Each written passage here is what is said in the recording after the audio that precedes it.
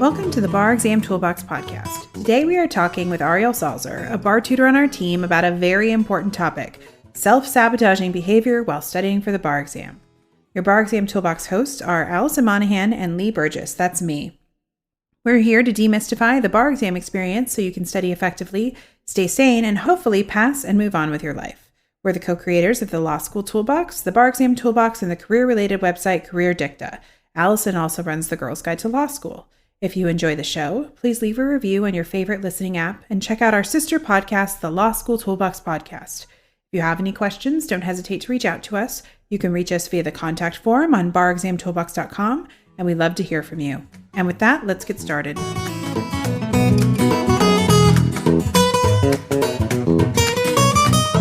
Welcome back. Today we are talking about self-sabotaging behavior while studying for the bar exam with Ariel Salzer, one of our bar tutors here at the Bar Exam Toolbox.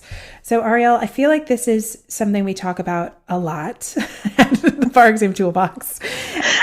And that this is something that almost every bar student struggles with one way or another? Absolutely. On different levels in different ways, but I would agree with that. So even you, who is a bar exam expert, did you have self-sabotaging behavior when you studied? I did, and it sounds weird in retrospect, but I was working so hard at trying to pass the bar that I didn't understand how much it sabotaged me not to take breaks. I would do things like go through flashcards during breakfast, never ever give myself much of a rest, and then, run rules in my head as I was trying to fall asleep at night. And this it made me so exhausted. And finally it had to stop because I was running on empty. But it's easy sometimes to think hard work is the end all be all, and you really do need to give yourself those mental breaks. So we're not just talking about the people that slack off, working too much can also be sabotaging. Yeah. And this is something, wasn't there one bar season where the Starbucks person commented on how much you came to Starbucks and were working? Yes. There was a student who said something to me one time like, well, I have, my fourth Red Bull, and then I throw up, and then I drink another Red Bull, and then I go back to, and I was sort of like, wait, stop. Why are you drinking so much Red Bull that you throw up every single day? And she was like, oh, it always happens like this to me. And I was sort of like, that's not normal. Yeah, no, you need to not do that. Yeah. So sometimes we don't even see it in ourselves. Like, oh, this is my process. This is what I drink 4 Red Bulls, whatever. Right. Yeah. I definitely have my own self-sabotaging behavior. I think when I was studying for the bar, I would get sucked into the busy work. Because I think it's just so easy to do, and we'll talk about that more in a bit, but it's just so easy to count the hours you're working instead of evaluating what you're spending time on. So I got on this kick that I had to make flashcards, even though I hate flashcards. I never used flashcards in law school. But my mom had told me this story about how she had these thousands of flashcards that she studied for the bar with, and everybody's making flashcards. So I remember I spent a week making property flashcards that I never used because I don't study off of flashcards well. So flashcards are a common one, actually, I would say. Yeah. And I've seen maybe one student that I think actually benefited from all those hours spent making the flashcards. Most people don't use them. Most people don't even read them again. Yeah. So it can be really, it's just so easy to get pulled into these projects thinking that they count as work. And then sleep is another one. I am not an amazing sleeper anyway, but, I couldn't study too late. I would wake up kind of with stress dreams at 2 a.m, things like that. But sleep is major. If you let yourself get completely depleted, you can't think clearly, and it messes with your mental retention. I have a small child. Ask me how my mental retention of information is. It doesn't, it's definitely depletes your brain, and there's a reason why they use sleep deprivation as torture. You cannot go for a long period of time without quality sleep, without having problems. And those are the problems you do not want when you're studying for the bar exam. Absolutely. And luckily I did okay on sleep because I'm a complete wreck if I don't get enough sleep. But the busy work, that was also one for me. And I remember actually you telling me, because you were my tutor. That's true. I remember you telling me, why are you formatting your outlines? Why do you care what level the bullet points are on? It doesn't need to be spelled correctly. No one's going to see these. These are your outlines for each subject. These are just so you learn the law. Yeah. Stop weird and formatting things. to perfection, because this is not law review. Yeah. You're not doing, editing of minutia. This is not the goal. They were beautiful outlines, but they still are. They still are. All these years but later. No one cares. No one cares. Yeah. Exactly. So one of the reasons we wanted to do this podcast is that our whole team oftentimes will talk about self-sabotaging behaviors that we see in our students, because we're trying to brainstorm solutions. So what we thought we'd do is kind of run through some of the self-sabotaging behaviors we see that are common with students that we work with, and then we will talk about how to mitigate these, so hopefully you don't fall into these common traps. Because I think some of these self-sabotaging behaviors can lead to a bar exam failure, depending on how many of them you are practicing and what your individual weaknesses are. So, they are to be taken seriously. I would definitely agree. All right. So, Ariel, what do you think is the first self-sabotaging behavior that we see commonly with students? There's this idea of I know best for myself as the student. I do my work this way, or I follow this set of practices, or maybe the grader doesn't understand it, but I write really, really well, and they just need to understand me better. And so it's sort of this idea of not really seeing why your work is not what the graders want, or not really seeing why your process is not working for you. I don't know if you have thoughts on that, but that can be a really dangerous one. Yeah. I mean, you have to remember what the game is.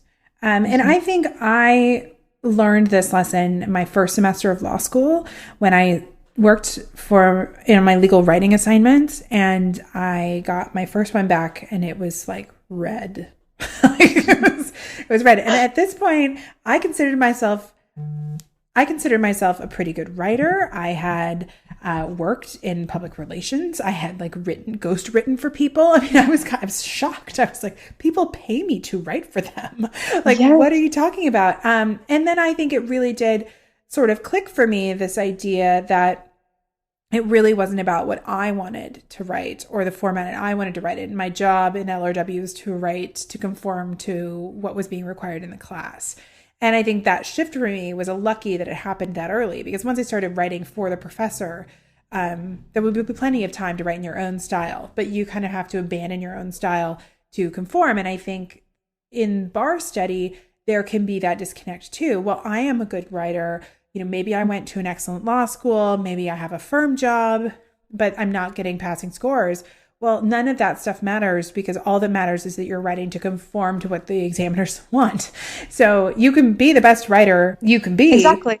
But ironically, sometimes it's the better writers that struggle with this. Yeah. The people that they actually have a great tone and they have a good, form of expression, and they write succinctly. They're struggling more with this because they already think they're good. And I had a similar moment. It wasn't with LRW.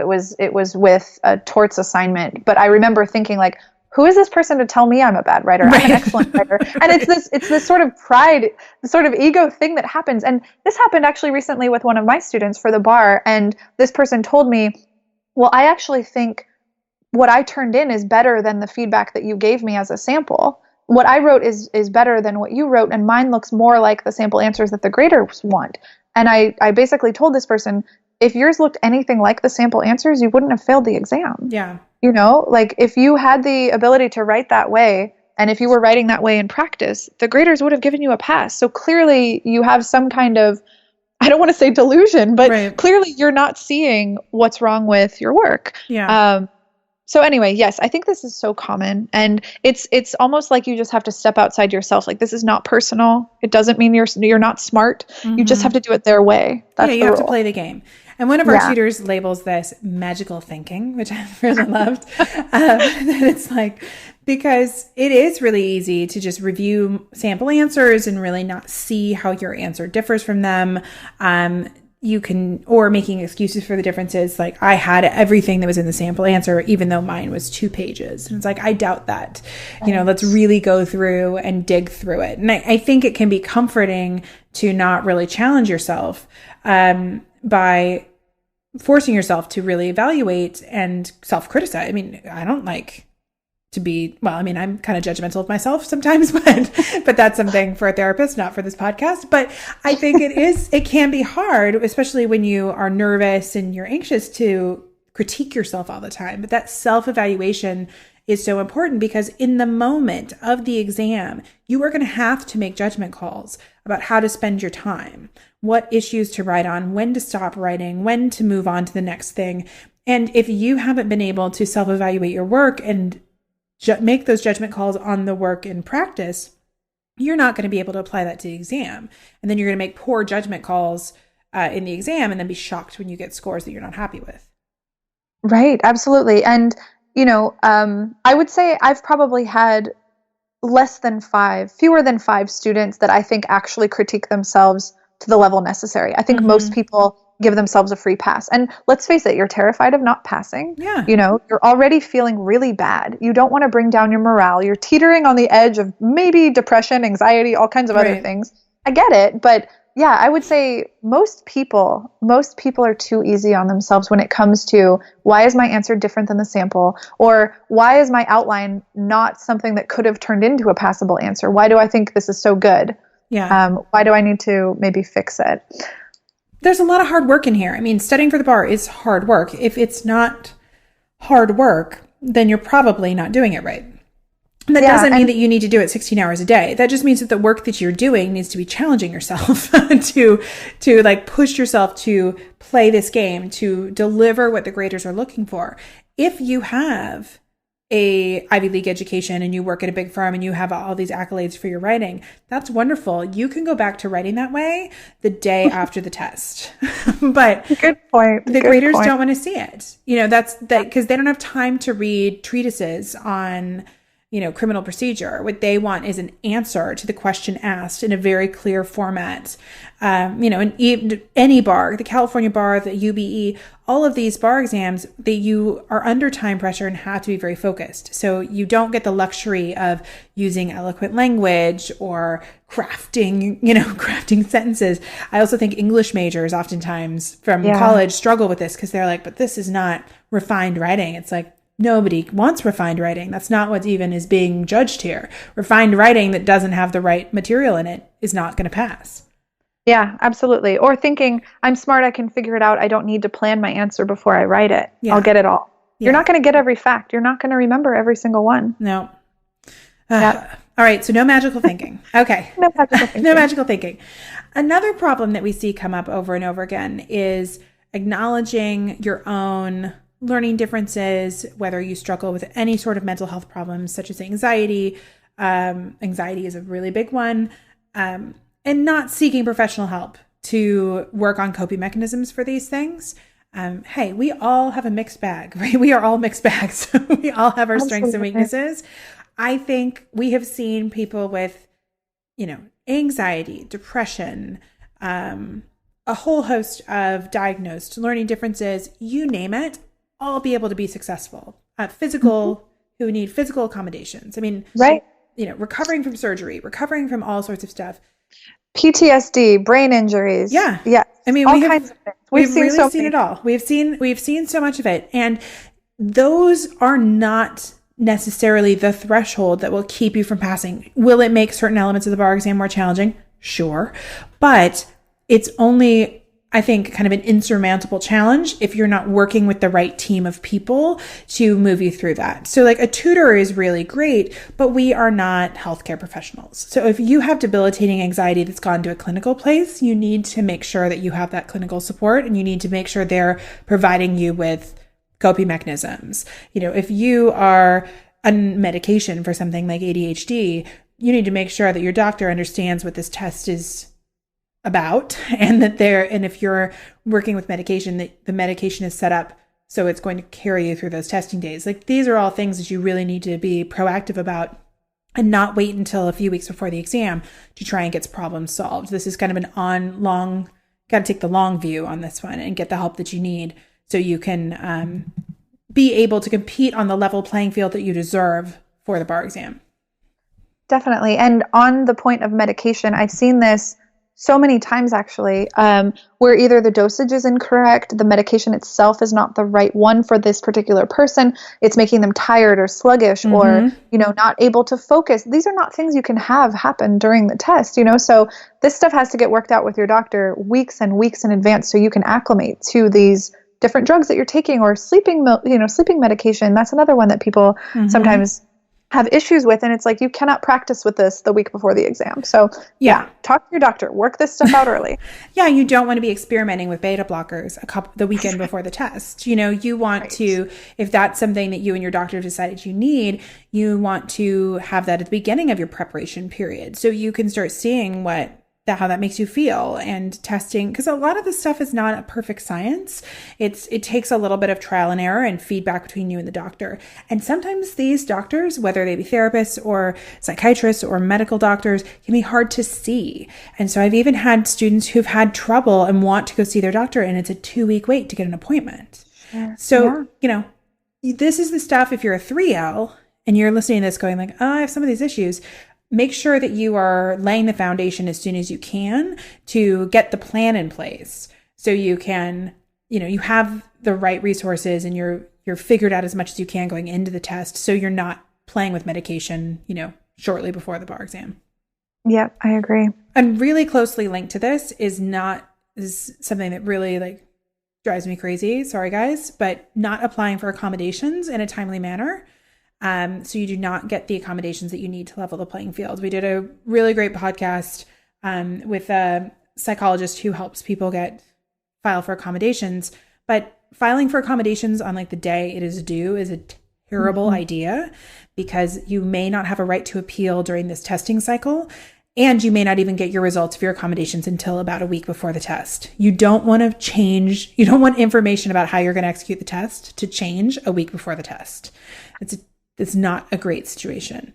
This happened to one of my students, actually. It was a couple bar seasons ago. And finally, this person got the results, and they said, yes, you can have time and a half. And it was sort of like, oh, okay, now we rework the entire process of how you write essays, because all of our time ratios for planning versus writing, all of this is going to be different information now. Right. And it's good. It's great that you got the accommodation, but that's an adjustment period. That's something you have to... Yeah, absolutely. Same thing. Work it out early. Figure it out as early as possible. And, I think the other piece of that too is, if you're not working with, depending on your accommodation needs, if it's a medical accommodation, you're a medical doctor, if it's a psychologist, if it's a psychiatrist, you need to make sure that, especially if they have never done this paperwork before, you really want to get it in early. Yeah, yes. It's a lot of paperwork, but there are mistakes that can be made. So I had a student who needed medical accommodations, but their MD had never done this paperwork and wasn't specific enough in their request of needs to drink water, needs a chair closer to the restroom, whatever that might be. They need very specific requests so they can grant or deny them. And so they just denied the whole thing. Wow, that's disappointing. I know. And then there was no right to appeal before this administration because of the time constraints. So do it early. Early and often. Just don't wait. And linked to that is an issue of procrastination, which is something we see for the bar exam a lot, missing deadlines for practice assignments. Most bar companies, whether you work with tutors like us, or whether or not you work with one of the big commercial bar review providers, they're going to allow you to get feedback in some form or another. And plenty of people don't turn in the materials for feedback because they just don't get it done in time. Mm-hmm. And why would you do that to yourself? You're paying for this. It's someone's insight on your work that you're never going to have unless you turn the essay in on the right day. Yes. Especially with the big commercial. I think we're a little more flexible because we're sort of like, oh, you had a rough week. Oh, it's your brother's wedding. We can do the feedback tomorrow, whatever. But, the big commercial companies, they have a deadline. If you don't meet it, you don't get the feedback. Yeah. So. And you paid for it. So. And you paid for it. You paid exactly. For it. Granted, their feedback is going to be a little more cursory and not super helpful, but you might as well get it anyway. Yeah, but it goes back to that idea of the magical thinking, right? If you're concerned that maybe you have magical thinking, it's probably good to get some external feedback on whether or not you are, where you need to be, and whether, however you can get that feedback. Sometimes it might be your school. Some schools have feedback programs where they'll help you over the summer, private tutors, the commercial bar programs, but turning your back to that because you couldn't get the work done. Like a bar essay in California is 90 minutes or is 60 minutes. A UBE question is 30 minutes. there is no reason why you can't find 1 hour or 30 minutes to crank out an answer to get feedback. You just have to make it a priority. Procrastination is a tough one, but you have to create that accountability for yourself. Absolutely. And I think it kind of ties back to the idea that you raised before about, this is an uncomfortable situation to be in. You're terrified of failing potentially. Right. A lot of people are. Or, you don't want to be uncomfortable. And it's really a vulnerable and uncomfortable position to be in, to have someone else look at your work that you maybe don't even think is good enough yourself. And then they tell you, confirming that, like, hey, this is not good enough. Mm-hmm. But I think, at the end of the day, would you rather have that now, or would you rather have the graders tell you, hey, you didn't pass? Right. So, we have blog posts out there about, you should always be doing what's making you the most uncomfortable when you're studying for the bar, because if you feel comfortable, it's probably not going to work for you. Yeah. You have to put yourself in that position of getting that kind of information. Why is it not good enough? How do I fix it? Yeah. So the other thing I think that can be linked to procrastination is this idea of rewarding yourself, which rewards do tend to work to help with procrastination. So that is oftentimes one of the things that people recommend. If you do X, you get Y. If you do all the study, you can go have a mani-pedi. You can go out to dinner. You can go do this. But you have to be very diligent with what you're allocating as a reward. So I studied for 6 hours, so I don't have to study tomorrow. That's probably not an adequate reward. Yeah, absolutely. Or maybe your reward is something that sabotages you. I'm going to go out drinking with my friends all night, and that means I don't start my Saturday until 2 p.m. Yeah, that's a good point. Something like that. Clearly you can't do that while you're studying for the bar. But also, rewards only work if you're going to stick to the work that it takes to actually get that reward. So if you don't feel comfortable making those lines for yourself, drawing those lines for yourself, get somebody else who can. I have not. I have taken away a student's Netflix password before. That's amazing.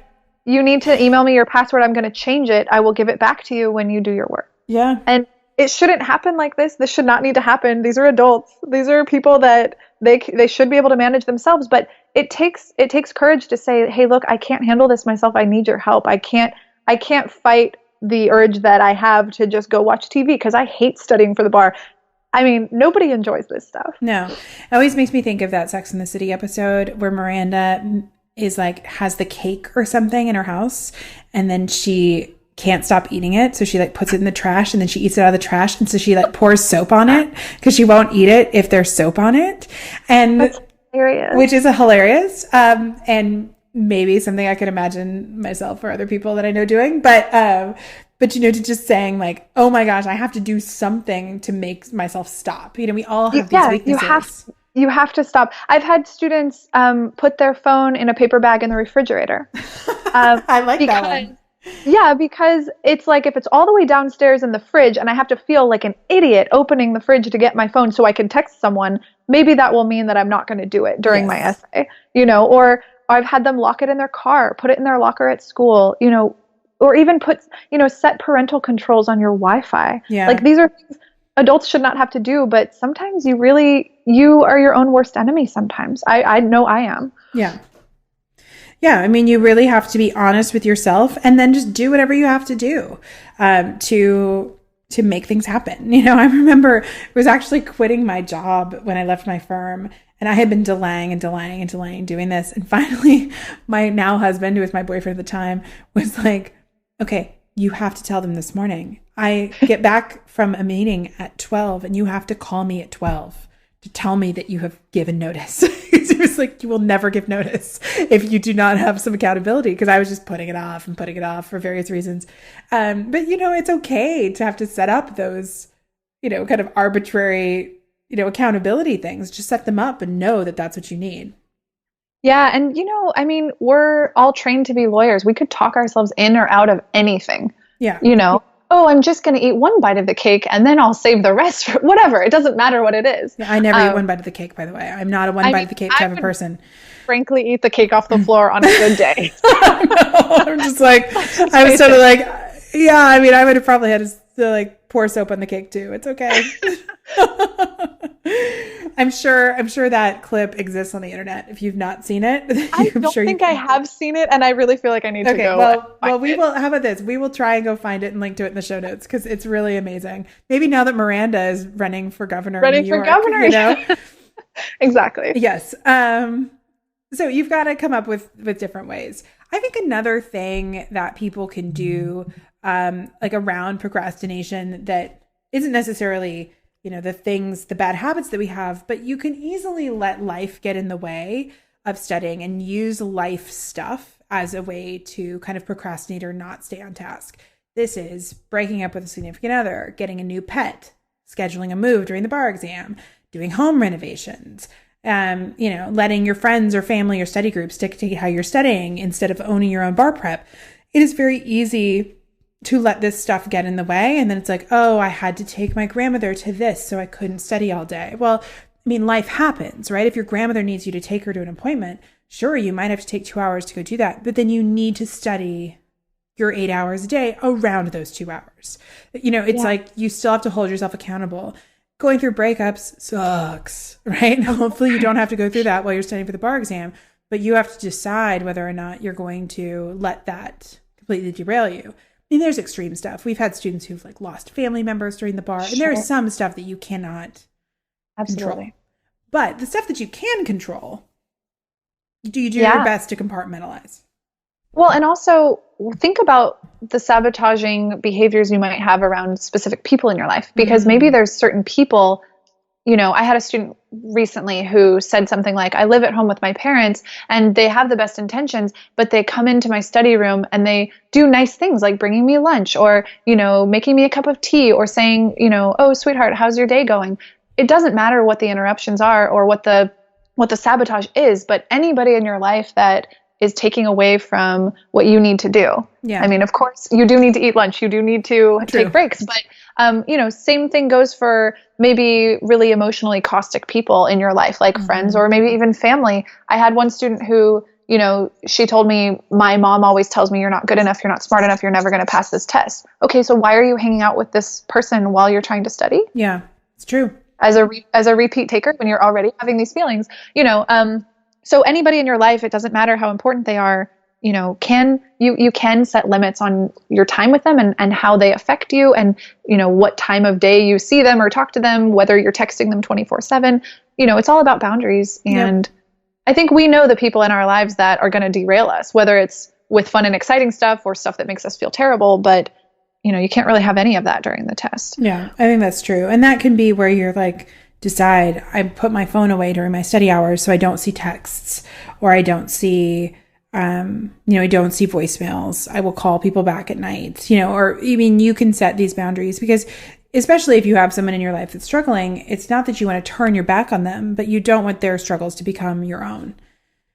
Right. Or, you're studying with that friend from law school who brings you down every time you see them because they make you feel like you're not doing a good enough job or you're not smart enough.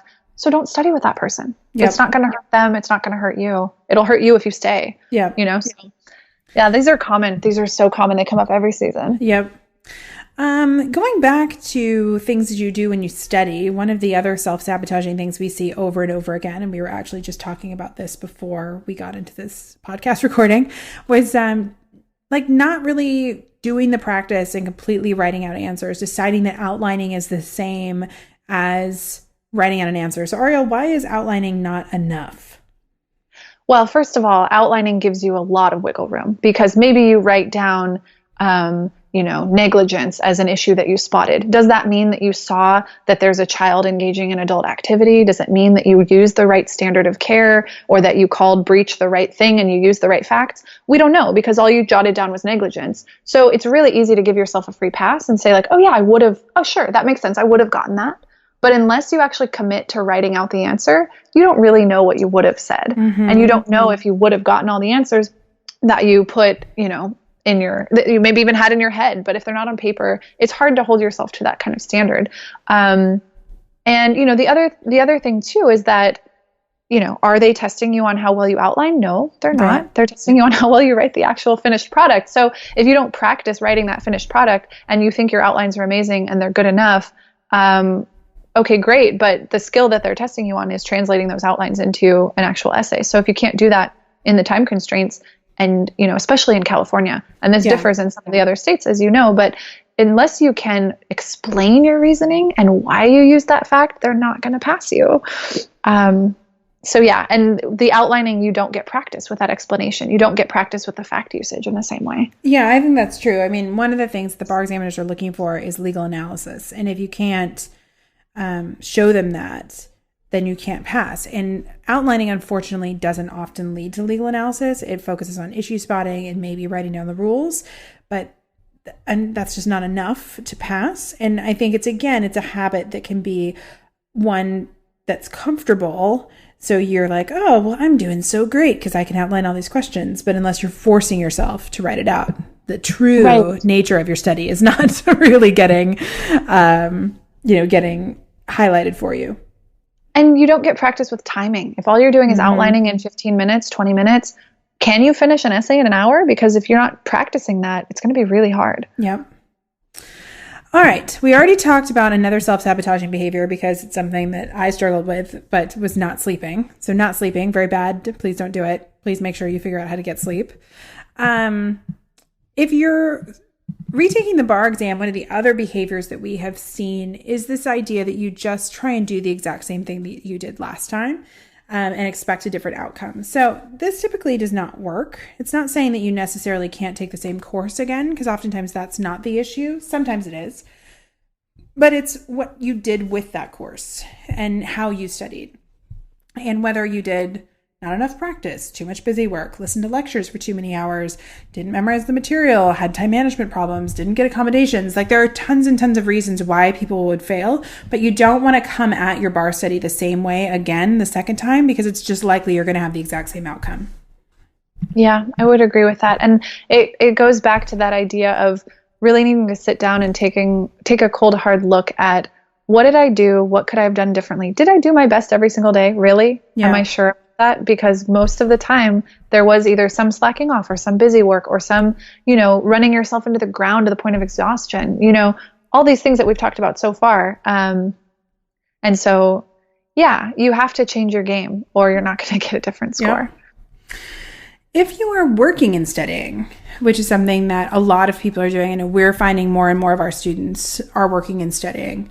One of the big self-sabotaging behaviors can be being distracted by work. So you're only studying when you are exhausted, which is not going to give you your best brain, but also just not being realistic and being able to take time off of work to study. Because if you can't take time to study, you're not going to be able to get the work done to pass. Yeah, absolutely. If you're working, I would say my best piece of advice is start early, because if you're working 40 hours a week and you only have a few hours per week, or maybe even just the weekends to study, it's going to take a lot of weekends. Yep.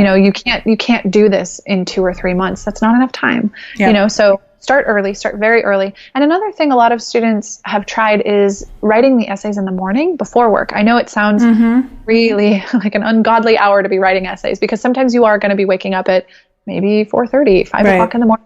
But that means you can go home and relax at the end of the night when you're completely drained, and maybe just, work on some task that's less taxing, or maybe just put yourself to bed. But I have found a lot of students really prefer doing the writing in the morning, even getting to the office and doing the writing at their desk in the morning. Yeah. Because at the end of the day, and I mean, I know this from working, trying to study after working, or trying to, work a second job after working, you're so tired at the end of the day. Yeah. You're just exhausted. It's so hard to get anything done besides dinner and bed. Yeah. I mean, especially if you're working some sort of legal related job, the hours are typically not clean, like 8 to 5. When we work with somebody who's like got a clean schedule, clock in, clock out, then you can say, why don't you go to work early and write from 7 to 8, do a practice essay from 7 to 8, and then, or get off at 5 and stay at the office from, 5 to 7, and then go home and put your feet up. That's easier to stomach versus if you are an associate, or some type of, obviously it's hard to be an associate without a bar license, but maybe from another state, or we've seen that before, young associates in New York trying to take the bar in California. And it's sort of like, where is that time going to come from? Yeah, exactly. And, your partners, although they may want you to pass, are going to still want their work done. So you need to work it out with your job to make sure you have the opportunity, because it is expensive and time consuming to study, pass or fail. And so you want to give yourself the best chance of trying to pass. If you're going to spend all this time and money, even if the firm's paying for it, they still want you to pass. It's heartbreaking to see somebody who's completely capable and very smart and just cannot physically put in the hours that they need. And you know that if they put in the time, they would pass, but they just can't because of their job. So definitely start early, do it early. We already talked about this with my own personal story of flashcarding and your story of formatting outlines, but you got to watch it creating useless tasks to take away from the substantive, uncomfortable study time that we've been talking about, because these tasks make you feel busier, but they can also produce more anxiety because you're not actually getting your work done. And it's just bad news kind of all the way around. I would agree with that. And I've seen some really beautiful color-coded Excel spreadsheets of all the MBEs I've ever gotten wrong and why they were wrong. Okay, that's fine. But why did you spend that many hours doing that instead of, for example, just memorizing all the rules from those questions that you got wrong? That would have helped you get them right next time, not making a spreadsheet about it. Yeah, exactly. So, I mean, I don't want to say spreadsheets are bad, and you should absolutely figure out why you're getting questions wrong, but it shouldn't take 20 hours to do that. Yeah, I totally agree. Another thing that's kind of linked to this is spending too much time reworking your study schedule or trying to come up with a new plan instead of just working the plan that you have. Unless the plan is really faulty, you just need to keep chipping away at the work. Absolutely. I see this so often. I don't know what it is, but it's sort of these type A law school personalities, that we all have or had at one point to get through law school. And it's sort of like, okay, I can convince myself that making, a new schedule and it's bright and shiny and I'm going to stick to it this time, like that's going to be a good use of my time. No, the good use of your time is going back and finishing all the stuff you didn't get done this weekend when you were, stalling. So yeah, I don't know why this keeps happening with people, but this is a really common one. And if you feel in your gut that you're wasting time, you definitely are. Yeah, I think that's really true. And I think the last one on our list is one that we also see is information overload. You're using too many outlines, flashcards. There are no magic bar materials. I wish we had magic bar materials, don't you? I do. I really do. I had a student this past season who mentioned, and this happens all the time. Students will mention something offhandedly, and I'm sort of like, wait, what did you just say? Mm-hmm. So this student was sort of like, well, I was reviewing my notes from my civil procedure class as a 1L, and I was looking at what my what my professor said in lecture about this, and it was sort of like, why are you going back to your 1L lecture notes for the bar? What are you thinking? Like, no. You have to take these distilled materials that are already concise. You have to just pick one set of materials and use them. Like, you should not be Googling what is promissory estoppel. You should not be looking at the Wikipedia page for the Supreme Court. Like, no, stop. Don't go down the dark rabbit hole of the internet or outlines or flashcards. Really just pick one, I would say. Pick one and go. It's typically not the outline that's the difference between passing and failing, even though it seems that way. But you have to figure out what materials are going to work for you. But an obsession or just this overload of comparing materials and being like, well, this wording is slightly different. The wording of the rule statement is not going to be what makes or breaks you. It's not the reason. Yeah, exactly. It's bad analysis. It's, running out of time because you never practice full essays. Yep. It's all this other stuff we talked about. Yeah, exactly. All right. So now that we have highlighted what everybody does that drives us crazy and that we drive ourselves crazy with. So what do you do about self-sabotage? How can you stop doing some of these behavior? Of course, admitting there's a problem is first, right? So as always. So if any of these sound familiar to you, the first step is admitting if there's a problem. But Ariel, what else can people do? Well, I mean, I think, take a good hard look at yourself and ask yourself, am I cutting myself too much slack? Or conversely, am I being too hard on myself? And you should know in your gut what the answer is. I had a student recently who, we had a scheduled call and this person showed up for the call and basically couldn't get through talking about anything without bursting into tears because they were that run down and that exhausted and that sleep deprived. And I ask them, what are you doing today? Can you take the day off? And they sort of, begrudgingly admitted like, well, my friends are all at Disneyland. It's like, okay, well, stop. We're going to stop the call. You're going to go to Disneyland. You're going to ride the rides, get the princess's autograph, eat the funnel cakes. I don't know. I've never been to Disneyland.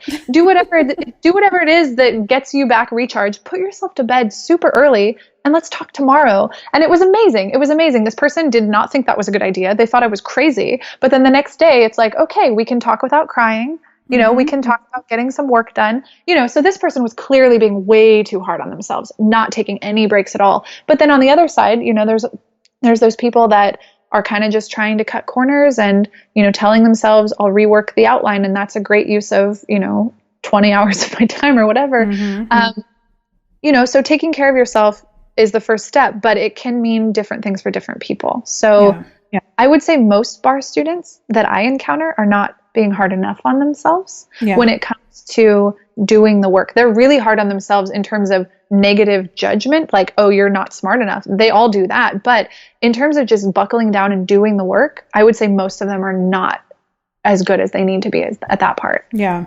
I had a student who was in a similar situation right when I was kind of in the early days of doing this work, where it was like a week before the exam, we're on the phone, and I can tell like she was just in a really bad place. And I was she's like, I just want to go to yoga and go to bed. And I was like, sounds great. Just go to yoga.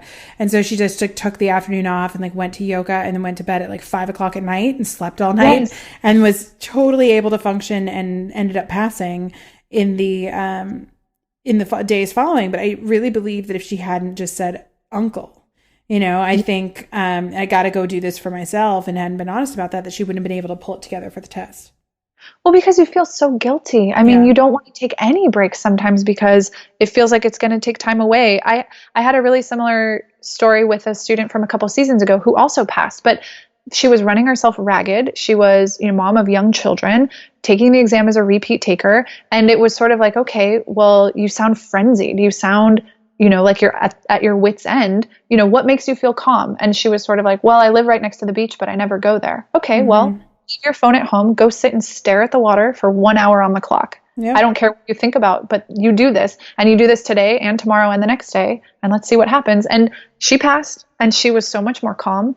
And it sounds simple. It sounds even silly to think about it in retrospect, but that's what she needed. She knew that that's what she needed. It's scary. This is a scary process. Yep. So all of this kind of goes to this idea of you have to take care of yourself, because it's much easier to indulge in self-sabotaging behavior when you're exhausted. Exhaustion makes us more emotional, gives higher anxiety. You can get sick. I mean, there are lots of things. You have to baseline take care of yourself. So you have to sleep. You have to eat good food. Eating pizza every day, probably not going to get you where you need to be either. Don't drink Red Bulls all day. Don't drink Red Bulls until you throw up. Don't be drinking a whole bunch of alcohol at night so you're hungover in the morning. But you do have to take care of yourself. Get outside, move your body, do things like that. Because the world looks worse when you're not taking care of yourself. And then you should probably set up some reward systems that may actually work. We've even had students set up kind of financial rewards for themselves. If they get all of their work done, they are allowed to go buy something or donate money to something that they care about or something along those lines. Hey, whatever works for you, just make sure that the reward system is going to help you get your goals met. Yeah, absolutely. Or even anti-rewards. I know there's that. We've written a blog post about that company Stick, STICKK, where they basically donate your money to a charity that you hate if you don't get your work done or you don't meet whatever the goal is for yourself. So if it's not enough of a reward to go buy yourself something on Amazon, maybe think about your hard-earned money going to some, cause that you really don't agree with. Yeah, maybe that's enough of an incentive. That's true. Yeah, I feel like these days with how polarized everything is, it wouldn't be very hard. Yes, you could pick anything. Yep, exactly. I like that idea. And you can also create accountability with friends and loved ones. You can mail your Netflix password. You can mail your Netflix password to people. You can email updates to folks about how the studying is going. You can have people to check in on your progress, or I think you can include your tribe, even your tribe that's not familiar with the bar exam, in this process to help you stay accountable. Just make sure that those people are going to serve you and move you to where you need to be. And they're not going to just make you feel bad about what you're doing. So it's got to be the right people who can help you be accountable. Absolutely. And make sure that this is not, again, an outlet for busy work. You know, if you're calling your mom and talking for 2 hours every day, that doesn't need to happen. Right. Your mom is not going to help you pass the test for 2 hours every day. You know, that's you indulging yourself, and that, you know, you could spend that time somewhere else and maybe spend 20 minutes talking. Yep. And then it was, we just talked about, sometimes you need to take a break and make sure you're decompressing, because burnout can lead to terrible, terrible self-sabotaging behavior.